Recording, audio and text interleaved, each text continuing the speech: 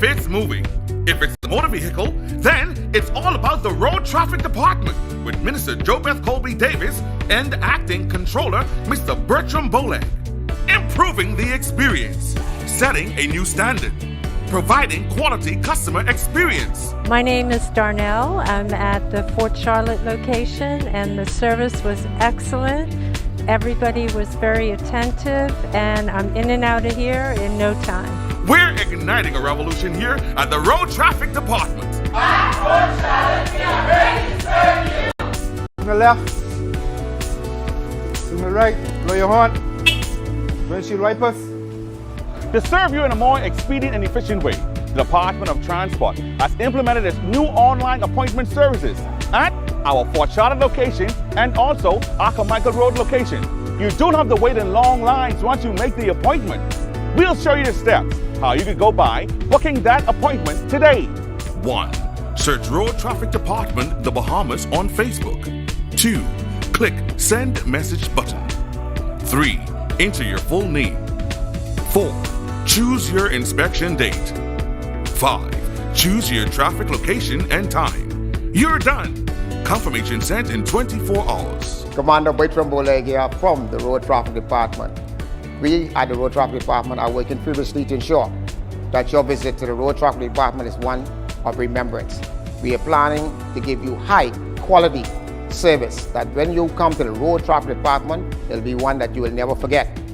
Friendly, comfortable, making you feel at home and part of what's going on at the Road Traffic Department. At the National Stadium, we are ready to serve you. At Carmichael, we are ready to serve you.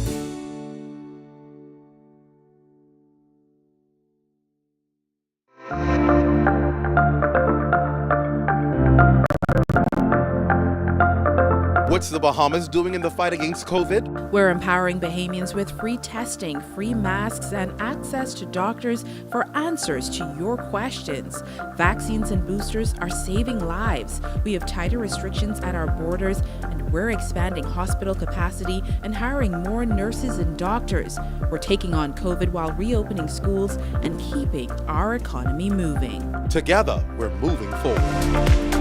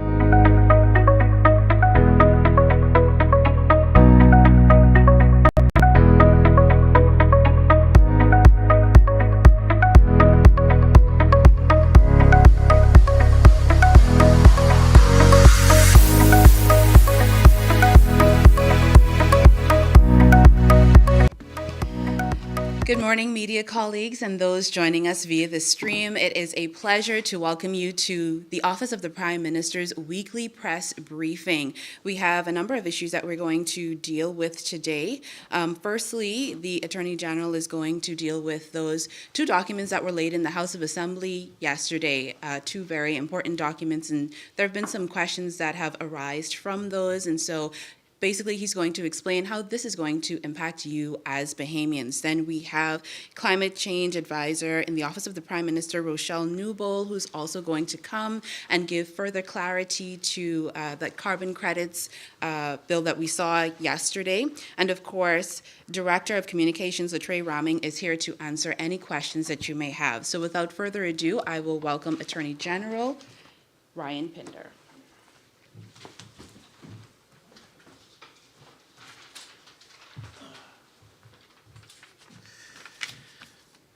Good morning. Ladies and gentlemen, I want to thank you for coming today to this press conference. Yesterday was a very big day for the country. I wanted to make myself available to answer any questions about the government's innovative efforts to diversify our economy. Yesterday, as you know, the Prime Minister introduced the government's white paper on digital assets. As he noted, digital assets have grown in a few short years into an industry with a $3 trillion market capitalization. The opportunities in this market are enormous.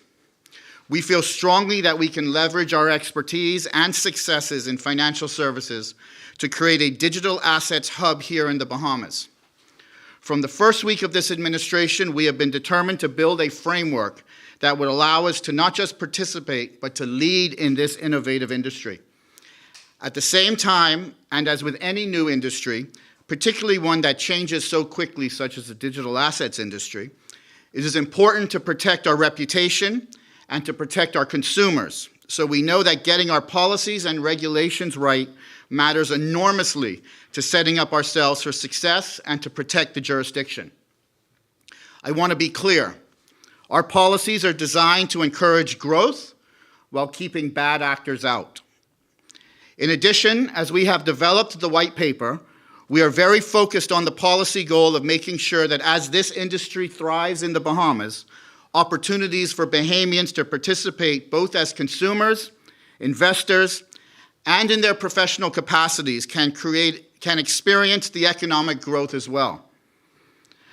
I want to take a moment to explain a little bit about the blockchain technology that enables digital assets and will underpin the growth of the industry in the Bahamas for the benefit of the Bahamian people.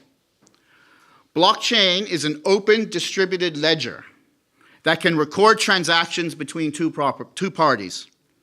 It creates a record of all these transactions that is encrypted end-to-end and cannot be altered, providing the security which makes cryptocurrencies viable in the marketplace internationally.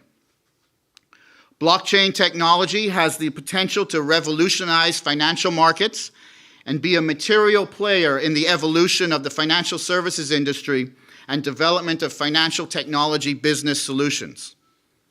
We didn't want the Bahamas on the outside of this revolution looking in. We know we can make major contributions to this industry, and we believe we can become a digital asset hub and a leader in the international financial technology solutions as an industry. We have consulted extensively with the regulators and financial and legal experts, and we believe that our white paper positions us to become a leader. We have ensured that as part of this policy paper, which sets out the framework and goals for positioning the Bahamas and growing the industry, that we have focused on absolute measures to ensure Bahamian participation. Fundamental to this work that is already underway with the University of Bahamas is to develop a degree and certificate programs in digital assets. One must understand this fast-moving industry to be able to professionally thrive in it, and we are committed to ensuring those opportunities exist for Bahamians. Another component of our economic diversification strategy, the Prime Minister also tabled a very important piece of legislation yesterday, the Climate Change and Carbon Markets Initiatives Bill. As you would know, the Prime Minister has become an important voice on the global stage, urging action to reduce global emissions. We are all very clear that climate change potentially poses an existential threat to our island nation. Over time, all of us, countries, corporations, and individuals, will make the transition from fossil fuels to renewable and clean energy sources like solar and wind and other forms of gasification. During this transition, however, our existing energy infrastructure and certain industry elements within our economy will continue to emit carbon dioxide into our atmosphere, as will those throughout the world. One way that companies and countries can compensate for those carbon emissions is to buy carbon credits. That is, they can, in many cases, and are required to, pay for the activities that remove carbon from the air. So if they are emitting carbon dioxide, they could buy credits to offset their emissions. So think of it as a positive and a negative, and the goal is to get to zero If you are at a positive state, you can buy negative to get to zero. And this is the underlying theory of the monetization or the sale of carbon credits. They pay for these activities that remove carbon from the air. There are green carbon markets. These carbon markets are generated by ecosystems on land, like forests. And these are rather well established internationally. But science has shown that among the most efficient carbon sinks, the most efficient regime or setup in nature that absorbs carbon are mangroves and seagrasses, thought of as the blue carbon, which is what the Bahamas is looking to pioneer. We intend to lead the way in blue carbon and to work with world-class scientists in order to map and verify our mangroves, our seagrass meadows, and ensure we first have the necessary knowledge to take advantage of this market, but also have an eye to preservation, protection, and enhancement of these all-important carbon sinks. All Bahamians are very aware of the dangers of climate change. We are part of the climate change solution worldwide. And we want to be compensated for the role that our country plays and can play in removing carbon from the atmosphere. The legislation tabled yesterday in the House of Assembly by the Prime Minister sets up us as the Bahamas as forward-looking innovators in the field of blue carbon.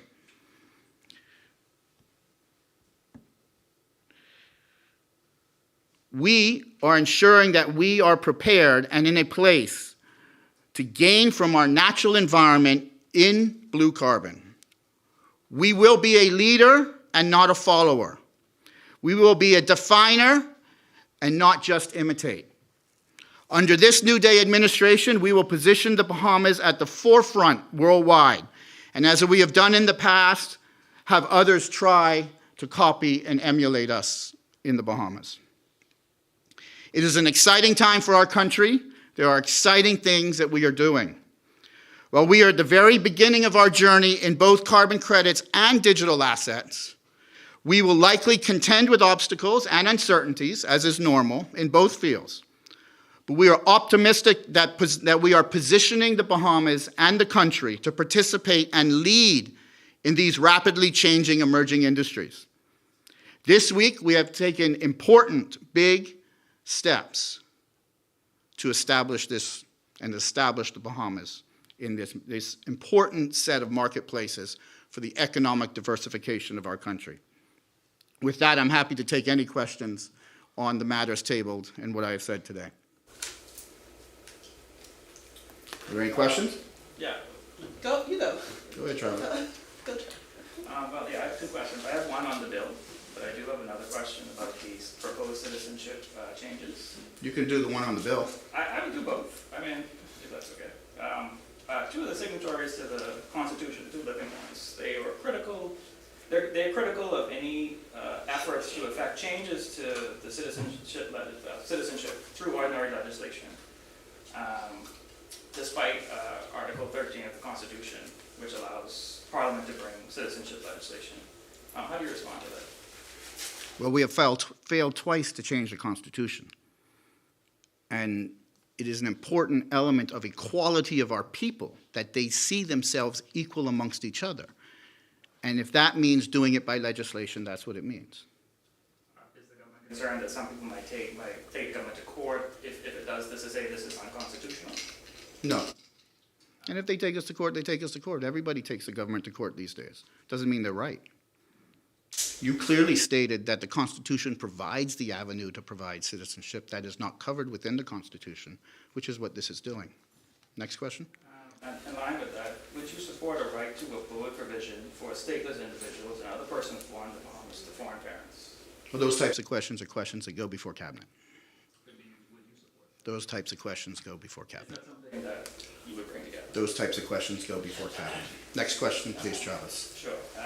Regarding the bill tabled yesterday, one of the sections deals with domestic mitigation efforts that would bring us in line with the Paris Agreement. All right, can you talk about some of the measures that the government may implement to curb emissions? Sure. So think of it as, like I said, a positive and a negative, right? And there are ways to minimize your emissions. One is to actually go in and put thresholds and standards and cause people to reduce their emissions. The other way is to enhance what you're sucking out of the atmosphere. And so both of those we're looking at. I don't think you're going to see necessarily mandated emissions reductions amongst businesses.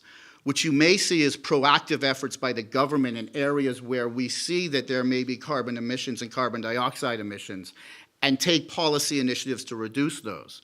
But we'll also look to take policy initiatives to increase elements of the carbon sink that will offset emissions as well.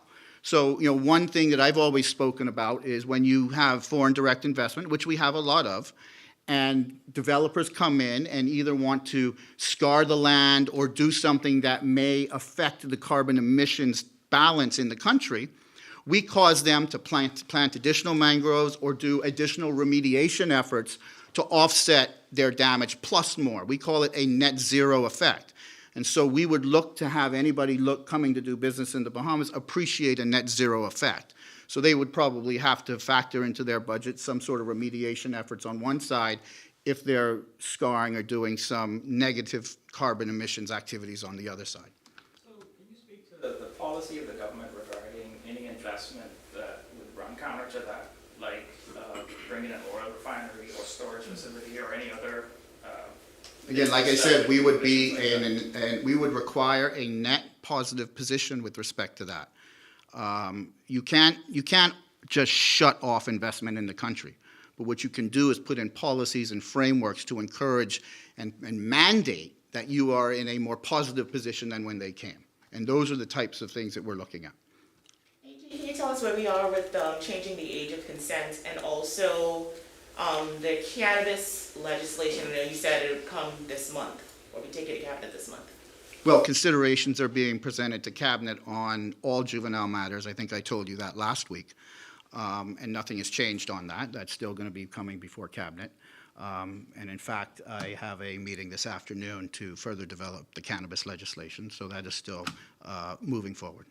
So before you go on, anything that's going to make the Davis administration's cannabis legislation different from the one that was presented by the Minnis administration? Well, if we thought the one presented by the Minnis administration was the right one to present, we would have presented it. Two questions, one regarding the DARE digital assets bill, and the other carbon credits. But first, carbon credits, can you tell us or give us an idea of how that would work in terms of would it be investors?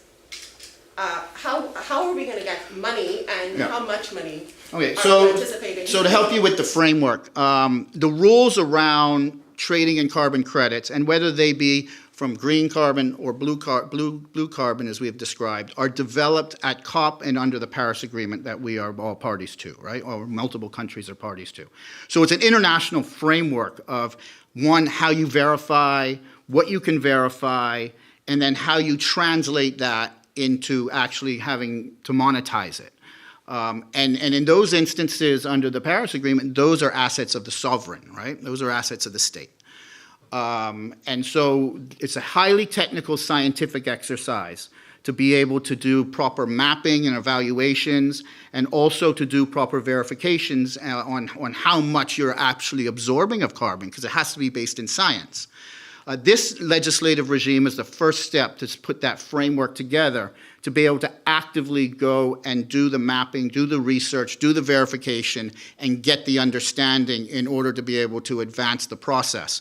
With your specific question about how much can you monetize, clearly that is still unknown until you are able to properly map and know what the absorption rate and what the scientists and the verification companies are telling you what it is. So that is a continual process as we go. So that regime, what I can tell you is certainly the Bahamas in that exercise is going to look at every opportunity to maximize our benefit with respect to this program. We do think that it is material enough to put in groundbreaking legislation, legislation that you won't see anywhere else around the world. and to be able to create a regulatory and scientific framework to advance the country in that regard. We think it's a material enough to make that investment. How much it really is at this point, we won't know until, one, we've done the scientific basis, and secondly, the rules are further defined at COP later this year, which I think Rochelle's in November, correct? Yeah. And so those rules are still evolving. Now, to the last part of your question, how do you monetize this, right? And so when you look at it, and after you go through the science, and after you go through the verification process, and after you go through the final rulemaking process on this, and you get a dollar figure per ton of carbon that you are absorbing, that's how they measure a credit, then companies and countries will come and either directly negotiate with the country, or there may be a voluntary market where they're actively traded to purchase those credits. Because think about it. If you are a factory in the United States, right, and you have an obligation to be carbon neutral by 2050, then, or 2030, then that obligation can only be met by buying credits, because you're not going to shut your factory down, because that's the business that you're in. You may run a cleaner factory, or you may try to mitigate your emissions, but you're not going to eliminate them, because that's what you do. And you would have seen, if you research this, for instance, Microsoft has already bought some carbon credits to apply in the future, because they know on their manufacturing they're not going to eliminate their carbon emissions. NASCAR, that we know, the car racing series, they're clearly not going to eliminate their carbon emissions, even though they've committed to a net zero position, because they are running, cars that heavily pollute in carbon dioxide. So what are they going to do? They're likewise going to have to buy the credits that are generated from countries like the Bahamas, who find themselves in a net negative position to create the credits to offset their positive. And so that would either be done through direct negotiations with the government, or on what we call the voluntary market, which is an open exchange. My question regarding digital assets. So we know the OECD and all of these major international regulators, specifically the OECD, is going through a consultation process right now, I think until tomorrow, the 22nd of April, or maybe next week. Have we been involved, or have we responded? Sure. And what are some of the, I guess, the key concerns the Bahamas has put forward in this brand new industry that the entire world is trying to... Well, it also goes beyond the OECD as well, right? It goes to the FATF, and part of their 40 recommendations. There's a virtual asset service provider regime that you have to meet, which are the actual companies involved in this process, right? And the AML requirements that they have to meet. So it's both. The OECD looks at it from a transparency point of view, because that tax transparency is their big focus, and the FATF looks at it from an anti-money laundering point of view. And if you would read the white paper, you would see that we've taken careful consideration and steps, and even have referenced the OECD and the FATF with respect to their international best practices, and that we will be committed to doing that. In fact, the Securities Commission has anti-money laundering rules out for public consultation right now, dealing with virtual asset service providers and how that is going to apply to them from an anti-money laundering point of view. And as we're always strive to be fully compliant with international best practices while allowing us room to grow the economic model as well. I think that is something that the PLP administration has done far better than the F&M administration in managing our compliance, but also managing our growth areas. And it's something we're cognizant of. We've taken a lot of time and effort in our white paper to make that clear.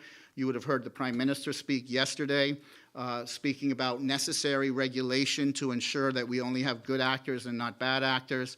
And so that is all taken into consideration, and that is all being certainly reviewed in real time as we further develop our policy positions and implement the policy positions that we've assured people in the white paper we will do. I think just over a week ago, you spoke to us at Cabinet. Outside at that time, there was a group of people, I guess, protesting, and you had said, I think by this week there would be a cease and desist order issued. Wanted to update on that situation. Has that happened? Yeah, and so with respect to that, certainly there's a cease and desist, but with respect to that also, there's a framework that you go forward with. I could only prosecute when people are arrested, right? And so we have a framework of what we know is the requisite regime and violations of the requisite laws, and we've done that work from our side. So we're ready in such instances that there may be an arrest. Here, obviously, over the past few months, there have been some challenges with the courts, specifically the coroner's court. Have we seen the return of the coroner's inquest? And if not, when can we see return of those jury trials? Well, yeah, I think, you've seen return of coroner inquest. Now, with respect to the coroner courts, certainly we met a lot of challenges that have been there for a long time, and we're working through those. And it's not just specific to the coroner's court. You would have heard the debate on the court bills yesterday, and you have heard a number of members of the opposition make the point, and rightfully so. It's not a new point, and it didn't just happen overnight. But one, state of facilities of the courts, and two, if we're adjusting the thresholds and the jurisdictions between the Supreme Court and the magistrate courts, do we have the capacity to do that? And I could assure you that we have been working hand in hand with the Chief Justice and the judiciary, of which the courts fall under his mandate, in order to ensure both, one, the coroner's court is working functionally, but also all of the courts are working properly. And these bills yesterday look to cause for the administration of justice in our courts to be more efficient and more effective as best we can, and we will continue doing, whether it be modifications to the law or whether it we be doing, as we described a number of times, creating specialty courts that would help for the more expedient and proper administration of justice. Because at the end of the day, much of what we do falls on how fast we can get trials to court, matters to court, trials conducted, and decisions handed down, and that has a reciprocal effect on a lot of things that we do. So we're working hand in hand on that. Just a clarification, so those inquest matters have already started, or have they not started? I'll have to check with the coroner on exactly what the timeline is. And I guess while I have you here as well, we saw a significant number of those matters that require inquests, like the police-involved shootings over the past year. How realistic is it that we will be able to get through this backlog in a timely fashion? What is maybe like a time? Well, I hope rather realistic. Now, it's not just a one-issue deal that causes this, right? So you have issues such as timely ballistics reports. You have issues such as DNA evidence and getting DNA evidence back in a timely fashion in order to run these types of prosecutions and to be able to have the evidence in a framework. And all of those elements, not just the courts, add to that. And so we're working on all of those matters simultaneously. Are there any plans to settle with former Minister Ken Dorset?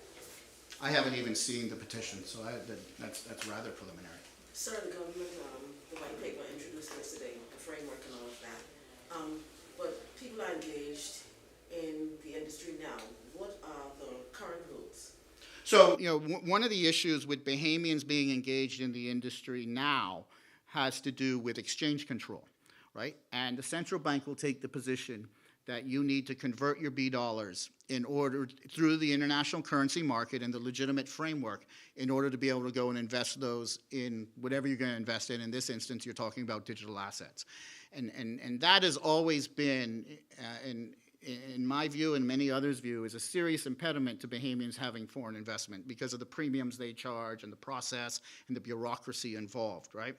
And so you would see one of our commitments in the white paper is to work with the central bank to ensure that we can have a more flexible framework for Bahamians to be able to participate utilizing B dollars within the digital asset framework and cryptocurrency framework. Central bank has their thoughts on the issue. We have our thoughts on the issue, and we hope at the appropriate time, we'll come together on the issue. We, as you would know, we are setting up an advisory committee and a policy committee that will be working on this. The policy committee is headed by the Prime Minister and has both the governor and the executive director of the Securities Commission on that with him to make distinct policy recommendations on these. So we thought that was rather important to have the head regulators at the table with the Prime Minister in order to be able to get to these decisions. You have the advisory committee below it that make up these recommendations and frameworks and send them up to the ultimate policy committee to make that decision. And so that's why you see the breakdown in the white paper between these committees and how we're going to make an approach to the policy changes. But we have said in the white paper that we would work towards Bahamians being able to invest in cryptocurrencies utilizing B dollars, and that's something that we are going to work with the regulators to ensure that we get to. AG, one question. Regarding the citizenship issue, I know that Dame Anita Allen drafted a bill under the previous administration. Is this government going to use that bill as it is, or amend it, or is there going to be a new bill? There's going to be a new bill. Now, some of the concepts in that bill will be utilized, but if you would have seen that bill, I don't know if you saw it, about 111 pages long, and addressed a number of different issues related to immigration. And so, you know, we think a better approach is to do an issue-by-issue approach rather than what we would have seen in the bill. And then with the carbon credits bill. Oh, there you go. How long would it take to set up that regime? Well, I mean, that's a very good question, right? As I said, we are going to be in real time doing the scientific research that is required for us to be in a position to execute. And that is going to be happening this year. I mean, that's going to be happening in real time. At COP in November, rules will be developed to better, especially in the blue carbon space. As we said, the green carbon space is a little bit more aged and has a little bit more of a firmer regime around it than the blue carbon space. We're actually pioneering the blue carbon space. So when we go to COP and we have the Special Environmental Advisor in the Office of the Prime Minister here who will be attending and helping frame that up, we will be framing up the rules for blue carbon and how to participate in that. You know, certainly we think that the process to start looking at where we are on a monetization, maybe 12 months, maybe 18 months. It depends on how COP goes, frankly. All right, we have one more question for this section. I know that Tyler, Shelley, and Theo has not asked a question. I'll allow your question only if they don't have any. Final question, Travis. Has anyone approached us about purchasing our blue carbon credits? I know we haven't set up the regime yet, but has any entity approached Bahamas in that regard? Yes. We don't have the regime in place, nor are we confident that we have done what we have to do to ensure the Bahamas maximizes its position. So, you know, people will come out of the blue all the time. I want to buy your carbon. I'll buy all the carbon credits you can create, and this is the price. Well, you know, the fact of the matter is our responsibility is to maximize the benefit for Bahamians, not jump on, you know, the first opportunity. And so that is the policy decision we have made. Anybody who approaches, we will just put them in a data bank as potential customers in the future when we're ready to monetize. Thank you so much. Thank you. A lot there to digest, and as it seems that we have a few more questions on carbon credits and the environment, I'm going to invite Special Advisor in the Office of the Prime Minister for Climate Change, Ms. Rochelle Newbold, to come and further answer your questions and explain. Thank you. Yep, I think the AG has touched on a lot of key points there in terms of his presentation, but one of the questions that we've been asked to explain is, what is the connection with, say, the oil companies in Texas producing in their normal day-to-day business for the oil refineries? They're producing a lot of CO2. What does that have to do with the Bahamas and our offerings of credits? Well, keep in mind, we're on a planet. We're all on one planet, and climate change is the change for the planet as a whole. So when you have industries that are having to make decisions about becoming carbon neutral by 2050, but the technology isn't there and readily available for them to make that change immediately, they need to look at ways in which they can be able to incrementally make those necessary changes to meet that 2050 deadline. Countries like the Bahamas, as we've said over and over again, we do not contribute significantly in no stretch of the imagination to climate change. But what we have is the natural resources that work to try and balance the atmosphere of the planet. When you were in high school and you did biology and they told you plants take in CO2 and they give out oxygen. Because we are not an industrialized country, because we're not a heavily developed country, we have a lot of those, what they're called sequestration resources that continuously are taking CO2 out of the atmosphere. And as the AG would have talked about, what we need and what we're doing right now is trying to quantify how much of that CO2 is being taken out of the atmosphere by our resources. When a hurricane comes through and damages the Bahamas, we are suffering infrastructural loss, we are suffering environmental loss, and we would then need to understand, well, how is that tweaking the balance between who is putting stuff in the air and who is taking stuff out of the air? If we are doing a great job of taking stuff out of the air, we should be compensated for that. And that's what the climate credit regime is about. Once we can say we're taking 40 million tons out of the air, we will have a number that looks at what the IPCC reports that were out recently, and you all reported on it, and it talks about, hey, if we continue on this road, we're going to miss the 1.5 degree change, we're going to be heading into a 2 degree change. All of that then falls back on us. But we also need to have an understanding that our country needs to develop, our people need to have a livelihood, we need to have jobs too. So there's got to be a balance as to how we do it. And there is an agreement in place under the Paris Agreement. The countries such as ours, if we have opportunities to benefit in the climate finance space in terms of making an offering about what we are naturally doing against what our developed partners are doing, so we could reach that equilibrium, then that's an allowable play.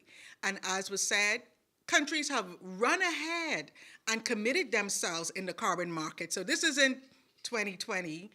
Things have been going on in this field for a while, but we are not going to be so quick to make an offering if we don't have a full understanding. But what we need to do is to ensure and to make sure that people understand we are not offering a black market approach. We're not greenwashing. This isn't an environmental escape clause here so people can continue doing what they're doing in terms of emissions. No, this is all going to be based in science. It's all going to be verified on a global stage. We're not solely making this introduction. We will have an oversight regime, a verification regime that is outside this country, that's in a global space, that's going to be independent. And once we get the validation and the stamp of approval, then we will be in the best position to make an offering into the international market. As the AG said, we are leading this space. I want the Bahamian people to understand we are at the forefront of this. We're not behind following someone's example. We're taking control of this destiny. We're trying to make good on a bad situation here such that we can still exist as a country and we can still move forward as a people. And that is why we continuously talk about the youth and the empowerment of the youth. What we're starting today, they will have to carry through. Now, we know we have a 28-year window to make the best of this offering, because by 2050, everybody is supposed to be carbon neutral. Technology is supposed to be such that the things that we rely on heavily, which is petroleum-based energy products, are not available. There will be alternatives. And some countries are trying to push it to 2060. Some people are trying to push it to 2055 because they, in and of themselves, countries like India and China that rely on coal, we also need to be sensitive that their people need a time of adjustment. But then we also need to understand that while they're adjusting, we can't continue to be suffering. And this is one of those climate finance offerings that would help us help them as we all move forward as a country.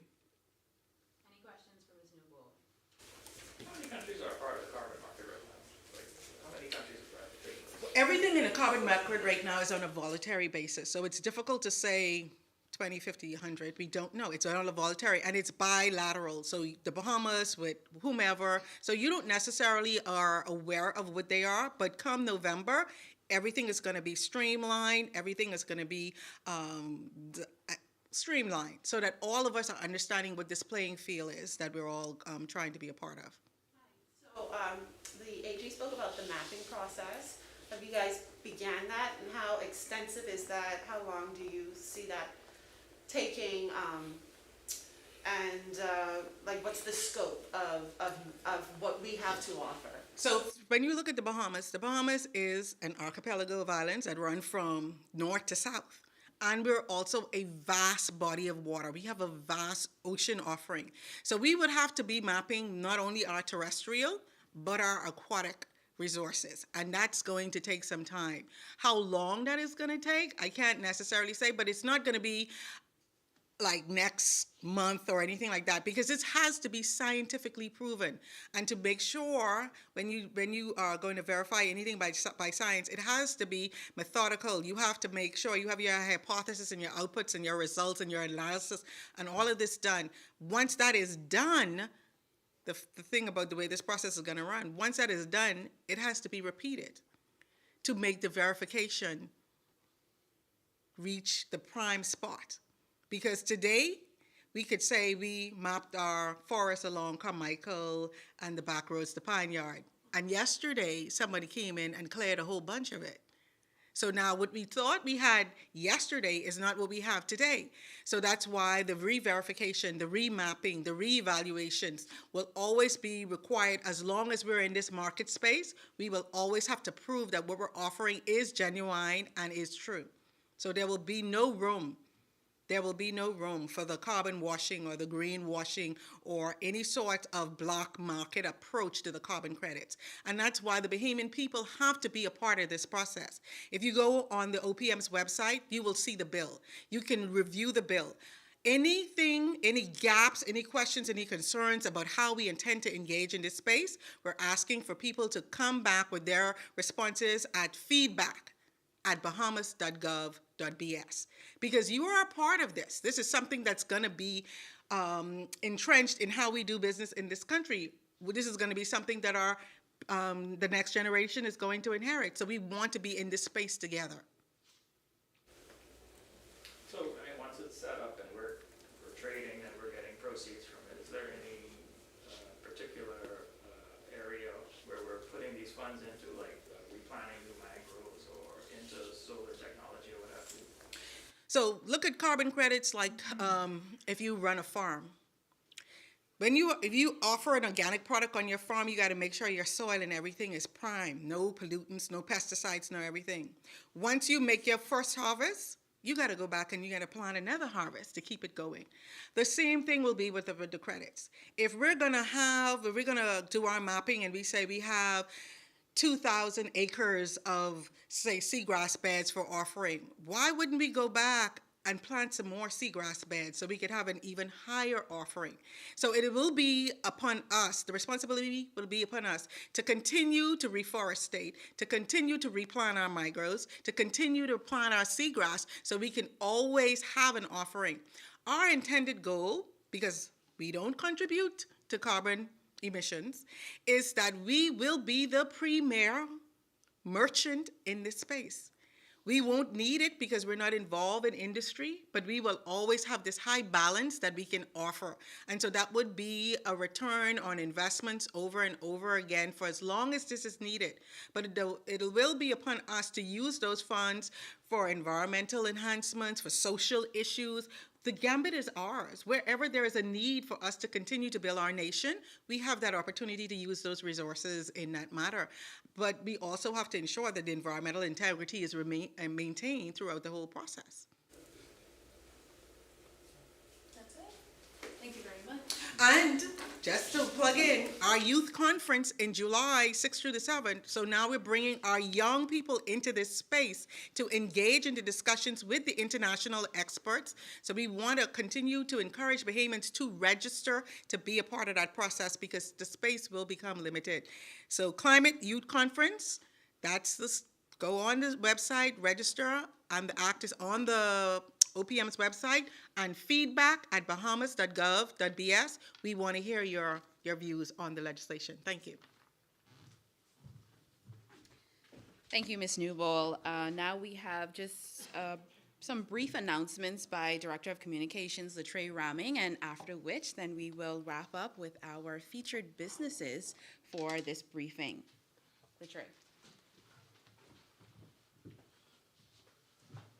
Good morning. Last week, the Prime Minister met with President Paul Kagame of Rwanda. Both of them discussed the upcoming Secretariat Commonwealth meeting that will be happening in Rwanda. The Prime Minister intends to deepen the country's relationship with African countries. He also intends to meet with his counterparts once he arrives in Rwanda in June. He also met with the Special Advisor to the Summit of Americas for President Joe Biden, Senator Christopher John Dudd. Both men discussed de-risking in the Caribbean, also the government's position on climate change, regional security. The Bahamas do intend to participate in the upcoming OAS Summit of Americas meeting in Los Angeles. Prime Minister is also expected to participate in a summit of CARICOM leaders, virtual summit next week Friday with President Kamala Harris on April 29th, next week Friday. Prime Minister is expected to raise the issue of climate change and regional security, where he will give an intervention. Prime Minister will also be the keynote speaker at the Caribbean Renewable Energy Forum in Miami that will take place next week Thursday, and the opening speaker at the SALT conference at Bahama on Wednesday. Prime Minister is also expected to participate in a mangrove restoration project in North Abaco that will take place this Saturday, and from there he will participate in the Exuma Regatta. I want to just speak briefly about two matters in response to something that was said by the former Prime Minister, Minnis, on crime and travel. Let me be clear. In this government's approach to have a multifaceted approach to crime, what we can report is that we are seeing success on the rapid operation of ceasefire with the Royal Bahamas Police Force. It was the previous administration's decision to dismantle senior leadership of the Royal Bahamas Police Force. That decision had an impact on crime, particularly moving persons like the Deputy Commissioner, who have the brief intelligence on understanding the impact of crime on our country. The next thing the former Prime Minister said was the government's travel. We have a view that as long as there are issues impacting the Bahamas will capitalize on the opportunity to discuss the issues of climate change. The former administration decided that they won't travel. That's the Foreign Minister and the Prime Minister. We have a different view. There is an interest in the Bahamas on issues impacting the region, particularly on climate change and social justice, on regional security. And I think that there are areas and spaces the Bahamas can lead on this opportunity. We have said to the Bahamian people that we will use travel as an opportunity to attract investment, ensure that the Bahamas' voice on critical issues is always present. We believe it's better to be in the room where our future is being discussed than in the Bahamas. And I think that's something that we're going to continue to take advantage of. I also know that I don't think that there was a particular interest of having the former Prime Minister to participate in any of these events by the global community. With that being said, if there's any questions, I'll be open to answering them. Currently, 1 gallon of gas is more than the hourly rate of minimum wage in the country. How close is the government to introducing the legislation to increase minimum wage? Can we get a concrete timeline on that campaign promise? I think there's a process that take with the tripartite unions with the national. I think the Minister of Labor is on record saying that the government is aiming with the stakeholders to increase the minimum wage. There is a process by law in which this takes place. I can't say a set time in which the government intends to do so. I do know that we recognize that this is a priority, that bringing in line with this inflationary period and the minimum wage. The government is not only committed to a minimum wage, but we've also committed to a livable wage. And the conversation is ongoing with stakeholders and moving that process forward. And I think that, as you could see, there has been some comment from the business community on those developments. So I think that we have to ensure that the consultation in this process is done. I know that we intend to have a country where Bahamians have decent wages. And I think that it's time, as seen in our blueprint, that the government will commit to that minimum wage. I can't say to the extent when it will happen because of the process of consultation that is required by law. Would you be able to say what that livable wage would be? What are you aiming for? There was a study. I don't think the government has come up with a direct amount on the livable wage. There was a study done by the University of the Bahamas that indicated that a livable wage in the Bahamas is $4.50 a week. So I think that you could look into that study done by the University of the Bahamas. Any other questions? 2 questions for you.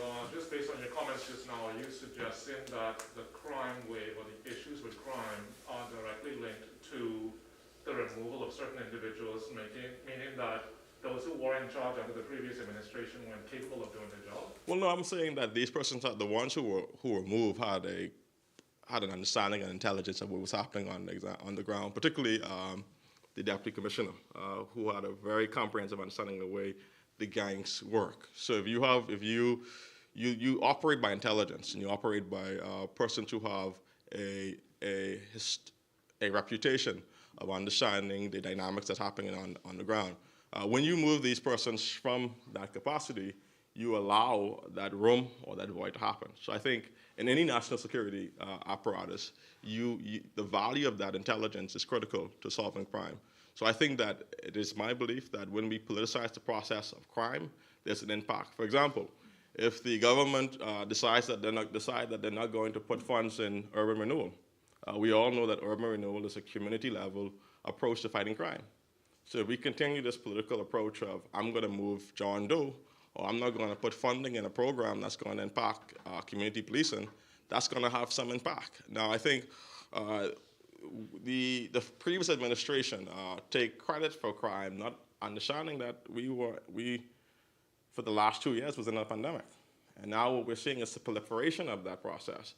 I think our point then is that if you have senior police officers who understand crime, who understand the dynamics, who've been on the forefront of dismantling gangs, that you ought to lead them in place, because the country was gaining progress from that their work. What happens when Mr. Fernando retires? Because my understanding is he's approaching that age, or that level of service. I think what you're seeing happen now is the government is building not the government, the Royal Bahamas Police Force is building these rapid task force to build institutions and have a direct focus on the proliferation and dismantling of gangs.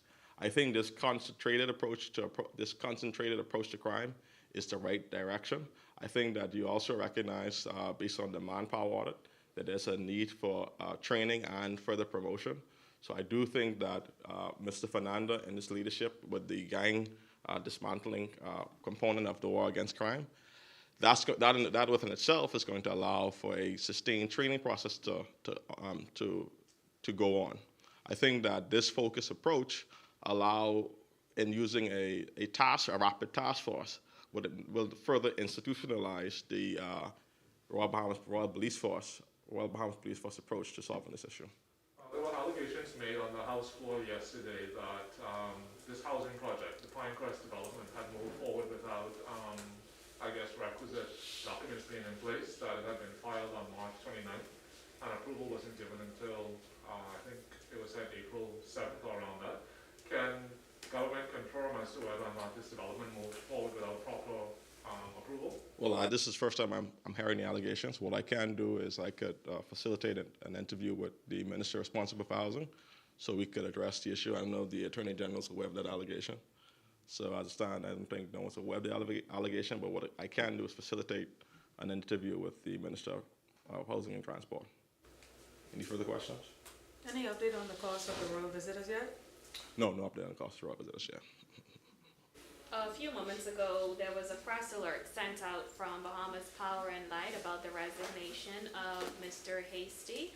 Want to know if you are aware of that, firstly, and secondly, where is, management of BPL, and what is the Davis administration's view on where BPL needs to go with management?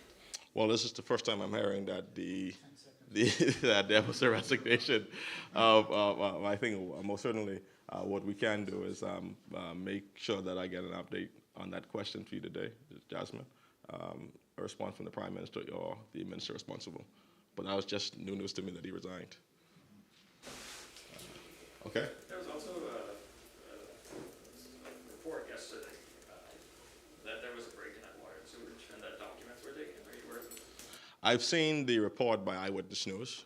I've not had the opportunity to speak to the executive chairman of Waterworks to determine to the extent to which those documents was, to the extent to which they are sensitive documents. I saw the article by Eyewitness News, but I don't know to the extent to which I've had a conversation with the executive chairman of Waterworks to determine the extent to which those documents were. You haven't had a conversation? No, I haven't. Okay, I think that was Thank you so much. One more? Before I leave. I know that there was comments made by, and I think it was confirmed by eyewitness news, but I want to end with this. The government, the Ministry of National Security has engaged former F&M Senator Rodney Monka as a consultant on crime. We have said before that crime is a multifaceted problem that must be tackled from the community level and the policing level. We have said that violence disruptors is a key component to solving this issue. We are using community leaders in our approach. We believe, the administration believes, that in order to solve community crimes, you have to use people from the community who understand the dynamics of the community, who understand the gangs in the community. I could certainly say that Mr. Monka has been a proponent and advocate on crime for years, particularly a proponent of the death penalty. It is our hope, like individuals like Carlos Reed and Mr. Monka, who have an extensive understanding of the inner community, could help enhance government, the police force intelligence on hotspot or possible persons who could be at risk in the community, young people. And so I think that we have to have the appreciation that crime exceeds policing. The issue of crime means using persons who are familiar with the community, who could reach people like ordinarily me and Travis cannot reach. I think Rodney Monka, in that experience, know the people on the ground, know the issues on the ground, and knows what's impacting the community. What's his position? Rodney Monka, you have a question raised on the House floor yesterday. Is he being paid? What's the salary? Is he getting a house? I don't know the details of the salary. I just can confirm that he is a consultant. Any further questions to that, I could direct to the Ministry of National Security. But I just wanted to confirm that he is engaged. What is the consultant? They call them, their role is to help on the community level of policing. They call them community violent breakers, disruptors. So they're primarily on the community side of policing. I don't know the extent to engage. The Minister of National Security was on his show for months in the previous administration. I mean, doesn't that look like a conflict right there? What was the conflict? He was on Mr. Monka's show for months. I think that you could agree that you have to use key persons in solving crime on the community level, right? So if there is someone influential in an area, particularly in the Baintown area or any area that has an impact on crime, the police will use them. We were using Carlos Reed. And so there's a number of persons who are violent disruptors. It's a key new initiative the government is rolling out, a part of our program. So I think that in solving crime from a community level, you have to use individuals from the community. What value do you see him bringing? It's not. I mean. He's been engaged. What value? I think let me give you an example, right, Travis. And I go back to saying this, right? In order to solve the issue of crime, particularly in the inner city community, you have to utilize individuals who are from the community, who understand the community, who could reach individuals that you and me ordinarily cannot meet. He's a trusted, whilst we may have a critical view of him, he's a trusted individual in that community and could help the police in understanding the intelligence, right? And so I think that we have to understand the strategic approach of policing.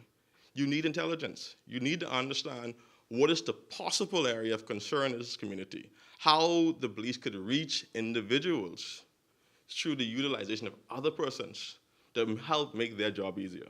But you said that's what Urban Renewal was a part of. No, I mean, Urban Renewal is a part of community policing, right? But isn't that? But they also use individuals. Right. Like you could agree, they use individuals, right?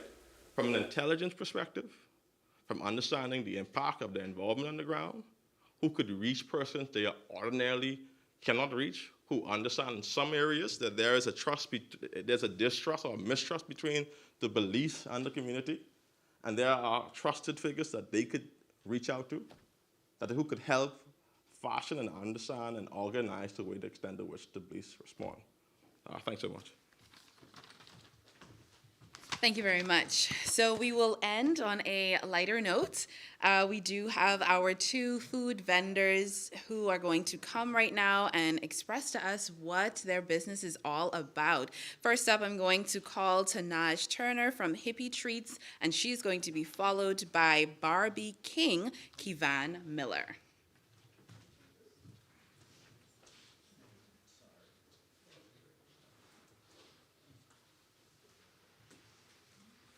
Good morning. Thank you for having me today. My business is Hippie Treats, and I provide pastry services. So I am a cake artist. I am a young, up-and-coming cake artist. My business first started in 2018. Started very humbly with just offering cinnamon rolls, various flavors. I was very overwhelmed by the response, so I then went on to cake artistry. I will say it was not easy. I did any and everyone's cake for free, just to get experience, just to get exposure. Anybody who was anybody. Over there I have my display table. I have some cake bites. I have coconut cups. I have strawberry parfaits, and I also have cupcakes as well. I will say that I am so grateful for the opportunity, for the exposure, for just the chance to be here. Thank you so much for the call. And I hope you enjoy. Tell us how we can reach you. Oh, you can reach me via Instagram, HippieTreats242. You can reach me via telephone, 429-7168, as well as Facebook. Thank you.